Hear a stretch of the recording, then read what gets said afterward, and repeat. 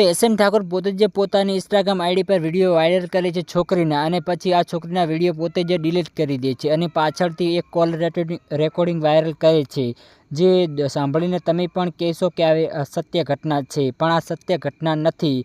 તેનું પાછળનું એક મુખ્ય કારણ છે, જે હું તમને આ વિડીયોમાં જણાવીશ.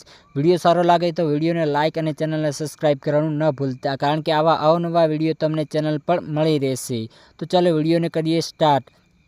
એસએમ ઠાકોરે પોતે જ આ વિડીયો ડિલીટ કરી દે છે, કારણ કે પહેલાં તો એ પોતે જે વાયરલ કરે છે અને લોકો સુધી પહોંચાડે છે.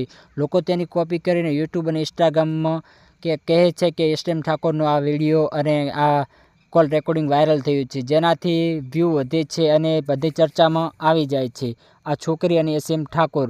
પણ તેનાથી તમે થોડા દિવસોમાં સાંભળશો કે એસએમ ઠાકોર અને આ છોકરી વચ્ચે સમાધાન થઈ જશે, કારણ કે આ ધંધા માંડ્યા છે કમાવાના, બીજું કશું નથી આમાં. થોડો દિવસ વાયરલ કરશે અને પછી એમ કે અમે અમારા બેને કશું ને અમે એકબીજા પાસે હાથથી માફી માગી લીધી છે, અને જે બધા વિડીયો હતા ડિલીટ મારજો, અને હવેથી અમે આવા વિડીયો નહીં બનાવીશું. બસ આ ખાલી વ્યૂ લેવાનું કામ છે અને નામ વધારવાનું કામ છે, આમાં બીજું કશું જ નહીં.